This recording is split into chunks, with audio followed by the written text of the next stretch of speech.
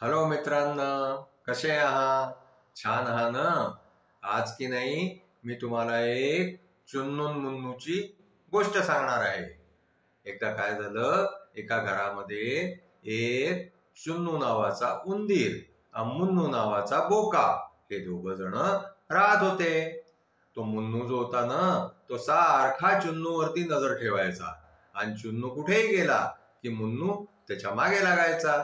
आणखी चुन्नूने आपल्यासाठी काहीही जेवण एकत्र केलं की मुन्नू ते खाऊन जायचा. असं एक दिवस काय झालं की चुन्नू मुन्नू एकमेकाच्या मागे पुढे धावून राहिले होते. आता चुन्नूला वाटली भीती, तर चुन्नूने काय केलं की तो एका अलमारीमध्ये जाऊन बसला. त्या अलमारीमध्ये जे आहे ना, खूप सारी पुस्तकं ठेवलेली होती. आता काय झालं की तिथे चुन्नूनी ती पुस्तकं वाचायला सुरुवात केली. आता ती पुस्तकं वाचता वाचता वाचता वाचता त्याला जे आहे ना ते भूक लागली. त्यांनी बाहेर डोकावून पाहिलं अलमारीच्या बाहेर की मुन्नू कुठे आहे. मुन्नू तर नाहीये इकडे तिकडे आपल्या मागे धावायला. त्यांनी पाहिलं की मुन्नू जो आहे तो स्वयंपाकघरामध्ये एकीकडे झोपलेला होता. चुन्नूने विचार केला की चला, मुन्नू झोपलेला आहे तर आपण स्वयंपाकघरामध्ये जाऊन काहीतरी खाऊया, आपल्याला भूक लागलेली आहे.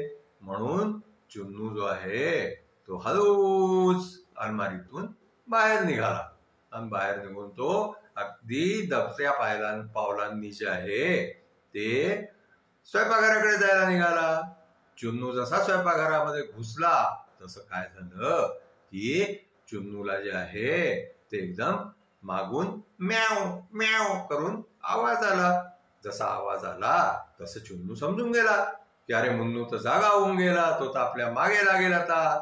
असं म्हणून जे आहे ना तो घाबरून आणखी चुन्नू जो आहे ना तो आपल्या बिळामध्ये घुसून गेला. आता त्याला खायला तर मिळालं नाही, पण त्याला जे आहे ते मुन्नूच्या भीतीने बिळामध्ये पळून जावं लागलं. मग आता चुन्नू बिळामधून तोंड काढून बाहेर पाहू लागला. त्याने पाहिलं की मुन्नू तिथे बाहेरच बसलेला होता त्याची वाट पाहत.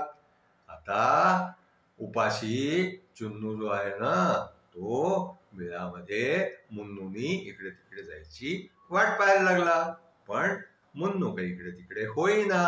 शेवटी काय झालं माहितीये का, की चुन्नूनी विचार केला की आता मुन्नू काही इकडे तिकडे जात नाही, म्हणून बिळामध्ये जे सगळं जेवण चुन्नूनी साठवून ठेवलं होतं ना तेच खायला सुरुवात केली. आणखीन मग तो खूप वेळ बिळाच्या बाहेरच नाही निघाला. मग त्यांनी थोड्या वेळाने पाहिलं तर मुन्नू जो आहे ना तो चुन्नू बाहेर येत नाही, म्हणून बोर होऊन जे आहे ते तिथं दुसरीकडे चालला गेला होता. मग चुन्नू बाहेर निघाला. चुन्नूनी जाऊन स्वयंपाकघरातून आपल्यासाठी खूप सारं जेवण जे आहे ते परत नेऊन बिळामध्ये छिपवून ठेवलं. अशा प्रकारे जे आहे ते तो चुन्नू जो आहे तो कमीत कमी हे तर शिकला की मुन्नू पासून जे आहे ते आपण कसं वाचावं, आणखी आपल्यासाठी जेवण कसं गोळा करून ठेवावं, ज्याने की मुन्नू जर बाहेर बसला असला तर आपल्याला आपली भूक जी आहे ती भागवता आली पाहिजे. अशा प्रकारे चुन्नू जे आहे तो पुस्तकं वाचून त्या अलमारीमध्ये शहाणा झाला.